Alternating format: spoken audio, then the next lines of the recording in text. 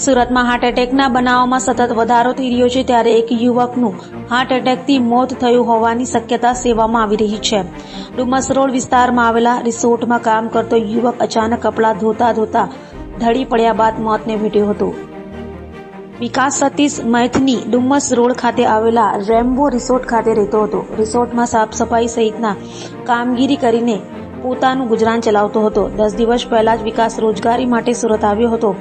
વિકાસ રિસોર્ટમાં પોતાના કપડાં ધોઈ રહ્યો હતો. દરમિયાન 8:30 વાગ્યા આસપાસ વિકાસ કપડાં ધોતા ઢળી પડ્યો હતો, જેથી સાથી કામદારો દોડી આવ્યા હતા અને વિકાસને તાત્કાલિક 108 એમ્બ્યુલન્સમાં સિવિલ હોસ્પિટલ ખસેડ્યો હતો, જ્યાં ફરજ પરના તબીબે જાહેર કર્યો હતો.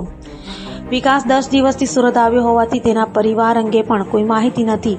જોકે પોલીસ એના પરિવારનો સંપર્ક કરવાનો પ્રયાસ કરી રહી છે.